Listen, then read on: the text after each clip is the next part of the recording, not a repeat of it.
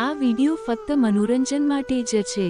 જેઠજી મારા બાજુમાં બેડ પર સૂઈ ગયા અને સંજય જમીન પર ગાડલું નાખીને સૂઈ ગયો। 1 વાગ્યા હું જાગી, મને અનુભવ થયો કે કોઈનો હાથ મારી પર છે। તે આ જેઠજીનું હતું। તેમણે મારા ચહેરા પર ફેસ કરવાનો પ્રયાસ કર્યો। ત્યારબાદ તે બહાર ખેતર તરફ ગયા, કેમ કે રાતે ખેતરમાં કોઈ ન રહેતું હતું। તેથી મેં તેમના પાછળ ખેતરમાં ગઈ અને પછી જેઠજીએ ખેતરમાં મારી સાથે જે કર્યું તે સાંભળીને તમારા હોશ ઉડી જશે। મારા લગ્નને 8 મહિના થયા હતા। હું અને મારા પતિ સંજય લખનૌ શહેરમાં રહેતા હતા અને તેઓ રોજ કામ માટે અહીંથી ત્યાં જ જતા રહેતા હતા। સ્વાભાવિક છે કે આનો પ્રભાવ સંજયના આરોગ્ય પર થવાનું હતું। લખનૌ જેવા શહેરમાં રહેવાના કારણે હું ઘરમાં જ રહેતી હતી અને મને કામ કરવાની કોઈ જરૂર ન હતી। મારા મમ્મી પપ્પાએ મારા લગ્નને જે જોઈએ તે બધું આપ્યું હતું। મારા પિયર પાસેથી પણ જે કંઈ પણ જોઈતું તે મને મળતું હતું। મારી સાસરીએમાં ઘણી સંપત્તિઓ હતી। જૂનાના મહિનામાં ગામમાં મોટો મેળો ભરાતો હતો અને મેં સાંભળ્યું હતું કે તે મેળો ખૂબ જ સુંદર હોય છે। તેમાં લોકો દૂર દૂરથી આવતા હોય છે, પણ હું હજુ સુધી તે મેળામાં નહોતી ગઈ। આ વખતે મેં મનની મનથી સાસરે જવાનો નિર્ણય લીધો।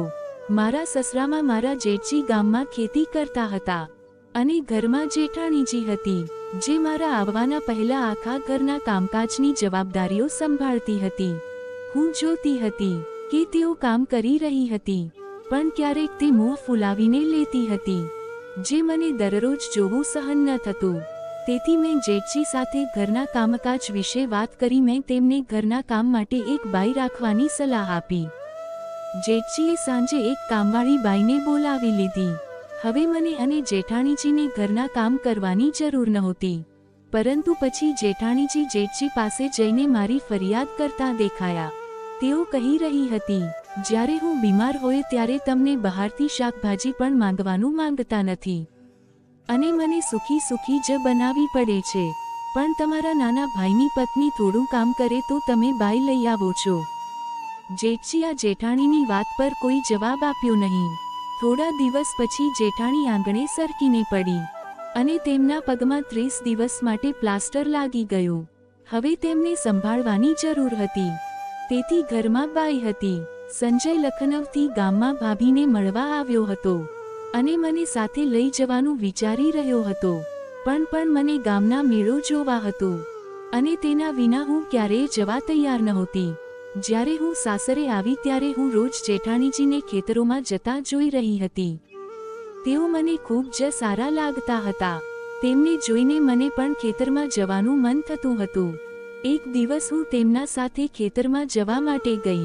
ત્યાં પહોંચી તો મેં કેટલીક મહિલાઓને સાડી પહેરીને ખેતરમાં કામ કરતા જોયા।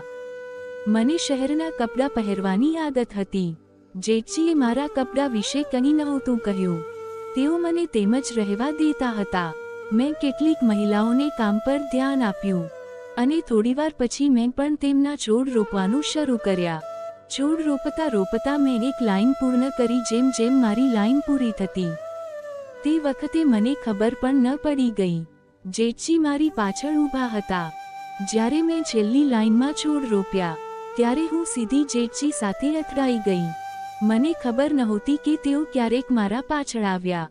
મેં તેમને સોરી કર્યું અને મારી માટીથી ભરેલી પગને ધોવા માટે ગઈ। જ્યારે હું મારા પગ ધોઈ રહી હતી ત્યારે જેઠજી ત્યાં આવ્યા અને તેમને તેમના હાથોથી મારા પગ પર પાણી નાખ્યું તો મારા પગ પર નજરે ફેરવી રહ્યા હતા। પગ ધોઈને પછી હું ઘરની તરફ ચાલી। તે જ રાતે મેં જેઠજીને ખેતર તરફ જતા જોયા। ઘરમાં માત્ર એક જ ટોર્ચ હતી અને તે લઈને જેઠજી ખેતરમાં નીકળી ગયા। આટલી રાતે અંધકારેમાં તેમના પાછળ જવું મને યોગ લાગ્યું નહીં, તેથી મેં મારા રૂમમાં જઈને સૂવાનું પસંદગી કરી। સવાર થઈ ત્યારે ગામની ઠંડી કંઈક અલગ જ લાગી। આ ઠંડીમાં મેં જેઠજીને કસરત કરતા જોયા। આ રીતે મેં પ્રથમવાર તેમને જોયા હતા। તેઓ 40 વર્ષના હતા અને તેમનું આરોગ્યનું ખૂબ જ ધ્યાન રાખતા હતા। જ્યારે મારી જેઠાણીજીની તુલનામાં તેઓ ઘણા યુવાન લાગતા હતા। આજથી ગામની યાત્રા શરૂ થવાની હતી। સાંજે મેં બ્લેક સાડી પહેરી અને જેઠી સાથે યાત્રા જોવા માટે નીકળી। જેઠ મને જોઈને ઈર્ષાથી ફરાઈ ગઈ હતી. એમ લાગતું હતું કે જ્યારે પણ હું જેઠજી સાથે ક્યાંક જવા પ્રયાસ કરું ત્યારે તે ખૂબ જ ગુસ્સાથી મને જોવા કરતા. હું હંમેશા તેમને આગળવતી હતી. યાત્રા દરમિયાન જેઠજીએ કહ્યું, સુમના, બ્લેક સાડી તમે ખૂબ જ સુંદર લાગો છો. આ શબ્દો સાંભળીને હું હળવેથી હસી. યાત્રા પૂરી થવા પછી અમે પાછા ફરી રહ્યા હતા ત્યારે ઘણા લોકોની ભીડ ભેગી થઈ ગઈ. અચાનક મેં મારા ખભા પર કોઈનો હાથ અનુભવ્યો અને એકદમ ડરી ગઈ. મને ખબર પડી કે તે હાથ જેઠજીનો હતો. તેમણે કહ્યું, તમે ભીડમાં અજાણ્યા સ્પેસથી બચો, તેથી હું તમને બહાર લાવવા મદદ કરી રહ્યો છું. કંઈક બીજું જ સમજાતી હતી. મેં કહ્યું, ઠીક છે જેઠજી, ચાલો હવે જઈને. તેમના હાથ પકડીને અમે આગળ વધ્યા. આ પહેલા વખત જ હતું જ્યારે મેં ગામની યાત્રાનો અનુભવ કર્યો હતો. અહીંના અનુભવ અલગ હતા કારણ કે આ પહેલા હું માત્ર નાના શહેરમાં રહી હતી. પછી ઘરે પહોંચી મેં ખાઈને પછી આરામ કર્યો. બીજા દિવસે સવારે મેં ફરી જેઠજી તેમની નિયમિત કસરત કરતા જોયા. થોડીવાર પછી તે તેમણે જેઠજીને અવાજ આપવાનું શરૂ કર્યું, પણ તેઓ ભૂલી ગયા કે જેઠાણીના હાથમાં ફ્રેક્ચર છે. મેં તેમને કહ્યું કે જેઠાણીજી આજે તેમના રૂમમાં આરામ કરી રહ્યા છે. શું તમે ભૂલી ગયા કે તમને હાથમાં ફ્રેક્ચર છે? જેઠજીએ નરમાઈથી જવાબ આપ્યો, હા, હું ભૂલી ગયો હતો. હું પહેલાથી આદત અનુભવ અનુસાર તેમને બોલાવું છું. જેઠજીએ પછી શરમાઈને ઉપકરણ લાવીને કસરત શરૂ કરી. જ્યારે તેઓ નાહવા ગયા ત્યારે હું ઘરમાં પાછી ગઈ. તે વખતે મેં તેમને એકલા છોડી દેવાનું પસંદ કર્યું. રાત્રે મેં મારી બારીમાંથી જોયું કે તે ખેતર તરફ જઈ રહ્યા હતા. ખેતરનો રસ્તો મારા રૂમમાંથી જ સ્પેશ દેખાતો હતો. મન પણ ખેતરમાં જવું હતું અને રાતે ખેતર કેવું લાગે તે જોવું હતું. હું તરત જ દોડી ગઈ. ખેતર સુધી પહોંચતા પહેલા જ મેં તેમને પકડી લીધા. મને જોયા પછી તેઓ આશ્ચર્યચકિત થઈ અને પૂછ્યું, સુમન, તું અહીંયા કેમ? તું તો સુવાની વાત કરી રહી હતી. મારે રાતે ખેતર જોવું હતું, તેથી મેં મારી ઈચ્છા વ્યક્ત કરી. તેઓએ કહ્યું, સુમન, રાતે ખેતરમાં ઠંડક બહુ ઓછી તું સહન કરી શકશે. મેં તેમની દરેક શરત સ્વીકારી અને ખેતરમાં જવા માટે માની ગઈ. જ્યાં સુધી અમે ખેતરમાં પહોંચ્યા ત્યાં સુધી મને કપારી થઈ રહી હતી. તેમણે મને તેમની ચાદર આપી અને કહ્યું, સુમન, મેં પહેલા જ કહ્યું હતું કે તને ઠંડ સહન થશે નહીં, તું અહીંયા ઊભી રહે. તેમણે મને ગાઈડ કહ્યું અને હું રાતના ખેતરમાં શાંતિમૃત અનુભવને માણી રહી હતી. જ્યારે અમને ખેતરથી બહાર આવ્યા ત્યારે અમને સંધ્યા મળ્યા. તેમને ને અને જેઠજીને સાથે આવવાના જોયા. મારા હાથ હજુ પણ જેઠજીના હાથમાં હતા, જેનાથી તેમને મારા સંબંધ પર શક થઈ. મારી નજર તેમના પર પડ્યા જ્યાં મેં જેઠજીનો હાથ છોડીને ઘરે તરફ ચાલી ગઈ. ઘર પહોંચી બારણા પર કામવાળી બાઈ દેખાઈ અને મેં તેને તરફ ધ્યાન ન આપ્યું અને સીધી મારા રૂમમાં પહોંચી ગઈ. આગલી સવારે ડોક્ટર ઘરે આવ્યા. તેઓ મારી તરફ ત્રિશૂળની નજરે જોતા હતા, જેનાથી મને અજીબ લાગ્યું. જેઠજીએ તેમના પર ગુસ્સો થશે નજર કરી એટલે તેમણે મને જોવાનું બંધ કરી દીધું અને જેઠાણીજીના રૂમમાં ચેકઅપ માટે ચાલી ગયા. તે દિવસે હું જેઠાણીજીના રૂમમાં ન ગઈ. જ્યારે ડોક્ટર બહાર નીકળ્યો ત્યારે જેઠજીએ તેમને ઘરમાં દરવાજા સુધી છોડવા ગયા. તે દરમિયાન કામવાળી બાઈ જેઠાણીજીના રૂમમાંથી બહાર આવી અને કહ્યું, મોટી માલકીન તમને અંદર બોલાવે છે. હું જેઠાણીજીના રૂમમાં ગઈ અને અંદર જઈને મેં તેમને તબિયત વિશે પૂછ્યું તો તેઓ બોલ્યા, મારી તબિયતની વાત છોડ, પણ તું શું કરી રહી છે? તું મને પ્લાસ્ટરમાં બાંધી એક રૂમમાં મૂકી દીધી છે અને તું જેઠના નજીક જવાની કોશિશ કરે છે.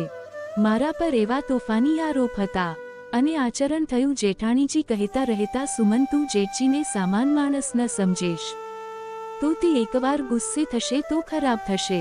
તું એનામાં નજીક જવાનો પ્રયાસ બંધ કર. તેમને આરોપોથી હું પરેશાન થઈ ગઈ. હું રૂમમાંથી ડરતી બહાર આવી. મારા રૂમમાં જઈને જોરથી રડવા લાગી. થોડા સમય પછી જેઠજી ત્યાં આવ્યા. મને રડવા જોઈને બેસી ગયા અને પૂછ્યું કે શું થયું. મેં તેમને આગળ જેઠાણીજીની સાથે વાતચીત વિશે કહ્યું. જેઠજીની શાંતિથી કહ્યું, સુમન, તું સરોજની વાત પર ધ્યાન ન આપ. હવે બધાની પર શક કરે છે. તે પછી તેમને મારા આંસુ પહોંચ્યા. અને મને શાંતિ આપી. જેઠજીએ મને શાંતમાં આપી અને કહ્યું કે હું જેઠાણીજીની વાતને વિચાર. થોડીવાર પછી તેમણે મને કહ્યું કે તેઓ મારા રહસ્ય વિશે વધુ જાણવા માંગે છે. હું તેમને એક મહત્વની વાત કહેવા માટે તૈયાર થઈ. આ વાત સાંભળીને મને આક્ષેપ હતી કે તેઓ ગુસ્સે થશે, પરંતુ તેણે સંપૂર્ણ શાંતિથી સાંભળ્યું અને કહ્યું, સુમન, આ વાતનો તું તમામ તણા ન રાખ. હું સંજયને સમજાવી શકી તેઓ કોઈ બાળક દત્તક લઈ લેતે. તેમને આ વિચાર મને ખૂબ જ હળવાશ આપી ગયો. જેઠજી જ્યારે મારા રૂમમાંથી બહાર ગયા ત્યારે કામવાળી બાઈએ તેમને જોઈ લીધા. મેં ચિંતા ના કરી, કારણ કે હવે મને કોઈ ફરક પડતો નથી. બીજા દિવસે જેઠાણીજીની બાબતમાંથી સંજય ગામ આવ્યો. સંજય ગુસ્સામાં હતો અને મેં કહ્યું કે જેઠજી આપણા રૂમમાં સૂઈ આવે છે. જેઠજીએ મારા બાજુમાં બેડ પર સૂઈ ગયા અને સંજય જમીન પર ગાડલું નાખીને સૂઈ ગયા. મધરાતે હું જાગીને સંજયના ઊંઘમાં બબડાવાનો અવાજ સાંભળીને હું ભયથી બીજું તરફ વળી ગઈ અને તે અવાજને અવગાડવાની કોશિશ કરી. 1 વાગ્યે હું ફરી જાગી. મને અનુભવ થયો કે કોઈનો હાથ મારી પર છે. તે જેઠજીનો હતો.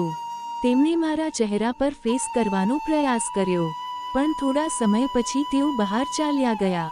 મને પણ તેમની પાછળ જવાનું મન થયું. મેં નક્કી કર્યું કે હું આજે જેઠજીને દૂર નહીં જવા દઉં.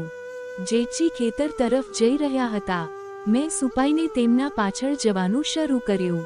આજે તેઓ ખેતરમાં અલગ ભાગમાં ગયા હતા અને ત્યાં એક નાની ઝૂંપડીમાં દાખલ થયા. તે જગ્યા ખૂબ જ છુપાયેલી હતી, કારણ કે મેં પહેલા ક્યારેય આ ઝૂંપડી જોઈ ન હતી. ઝૂંપડીમાં પ્રવેશતા પહેલા તેમણે ચારે બાજુ જોઈ લીધું અને પછી અંદર ગયા. મેં ઝૂંપડીની બાજુએ રહેલી બારીમાંથી નજર નાખી. અંદરનું દ્રશ્ય જોઈને મારા પગ નીચેથી જમીન સરકી ગઈ. ઝૂંપડીમાં એક સ્ત્રી હતી જે ગર્ભવતી જણાવતી હતી.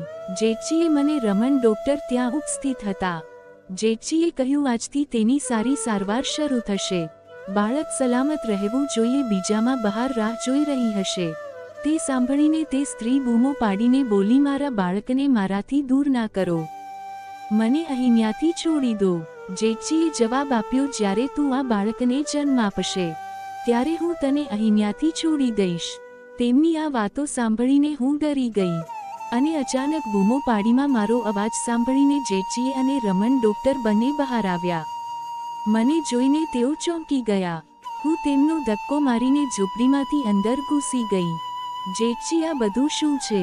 મેં ગુસ્સામાં પૂછ્યું. જેઠજીએ શાંતિથી જવાબ આપ્યો, સુમન, આ સ્ત્રી કામ માટે ખેતરમાં રાખવામાં આવી હતી. તેઓ પતિએ તેને ગર્ભવતી હોવા છતાં છોડી દીધી છે. હું માત્ર તેની મદદ કરી રહ્યો છું. પણ તેમને વધુમાં જણાવ્યું કે આ સ્ત્રી રીના છે, સંજયની પ્રથમ પત્ની. આ સાંભળીને હું ચોંકી ગઈ. મેં કહ્યું કે સંજય અને રીના સાથે તસવીરો જોઈ છે. તમે એ મને પહેલા કેમ ન જણાવ્યું? જેઠજીએ થોડીક ક્ષણ મૌન રહ્યા અને પછી બોલ્યા, સુમન, આ વાત રાજ રહી છે. જે કંઈ પણ તું જોયું છે તે કોઈને કહેતી નહીં. ત્યારે સંજય પણ અમારા પાછળ આવ્યો હતો અને ઝૂંપડીમાં આવ્યા તેનું બધું સાંભળીને લીધું હતું. સંજય ગુસ્સામાં કહ્યું કે ભાઈ, તમે મને કહ્યું હતું કે રીના કોઈના સાથે ભાગી ગઈ છે, પરંતુ તમે તેને અહીંયા કેમ કેદ કરી નાખી છે? ત્યારે તારા ભાઈએ અને ભાભી મને પૈસા માટે હેરાન કરતા હતા. મારા પતિએ દહેજમાં પૈસા માટે પોતાની જમીન વેચી નાખી અને હવે તેમનું બધું ખતમ થઈ ગયું છે. તેમને મારા ભલા માટે નહીં પણ પોતાના ફાયદા માટે મારી સાથે રમખાણ કર્યું. રીનાએ વધુમાં જણાવ્યું હતું, તારે ભાઈએ હું કોઈના સાથે ભાગી ગઈ છું એવા તને વિશ્વાસ કરાવ્યા, કારણ કે તેઓ તારા બીજા એવી છોકરી સાથે લગ્ન કરાવવા માંગતા હતા કે જે તેમની માટે વધુ પૈસા લાવે. તું તેમના વિશ્વાસ કરતો હતો અને મારા પ્રેમને ખોટું માને. રીના શબ્દ સાંભળીને સંજયનો ચહેરો પર દુઃખે દેખાઈ રહ્યું હતું. તેઓ બોલ્યો, ભાઈ, તમે મારા જીવન સાથે કેમ રમ્યા? મારા માટે આ સત્ય જાણે જણાવ્યું ખૂબ જ દુઃખદાયક હતું. મેં કહ્યું, સંજય, રીના તારા જીવનમાં સાચો પ્રેમ છે. હું તેને સીનવાની તારા પ્રેમથી ખતમ કરવા માંગતી નથી. હું ત્યાં સુધી તારા માટે કંઈ નહીં કરી શકું જ્યાં સુધી તું રીના માટે ખુશીથી જીવન જીવી શકે. રીનાએ વધુમાં જણાવ્યું, મારા પતિએ જે દહેજ આપ્યું હતું તે પૈસાથી જેઠજીએ આટલી બધી જમીન ખરીદી છે. હું હવે શાંતિથી જીવન જીવી શકું એવી મારી ઈચ્છા છે. સંજયના હાથમાં રીનાએ હાથ રાખીને કહ્યું કે તમારા માટે જે પ્રેમ હોય તે વ્યક્તિ સાથે રહો. હું હવે આ સંબંધોને આગળ પ્રભાવવાનો પ્રયત્ન કરું છું. તે યોગ નથી ઘરે. સંજયે તે રાતે ખૂબ જ શાંતિથી વાત કરી મને કહ્યું કે સુમન, મારે પ્રેમને સમજાવવા માટે ધન્યવાદ અને તેની ભૂલ માટે માફી માંગી. બીજા દિવસે સંજય અને રીના ચાલ્યા ગયા. જેઠજીએ તેમની ભૂલોને રજ માની લીધી. તે દિવસથી મને સમજાયું કે પ્રેમથી વધુ મોટું કોઈ નથી અને પરિવારથી ખુશીમાં જ સાચી ખુશી છુપાયેલી છે. લોભ, અધિકાર અને મહાસંબંધો નષ્ટ કરી શકે છે. જો વિડીયો પસંદ આવ્યો હોય તો વિડીયોને એક લાઇક કરી દેજો અને આવી બીજી સ્ટોરીઓ માટે ચેનલને સબસ્ક્રાઇબ કરી લ્યો. વિડીયો પૂરેપૂરો જોવા બદલે તમારો ખૂબ ખૂબ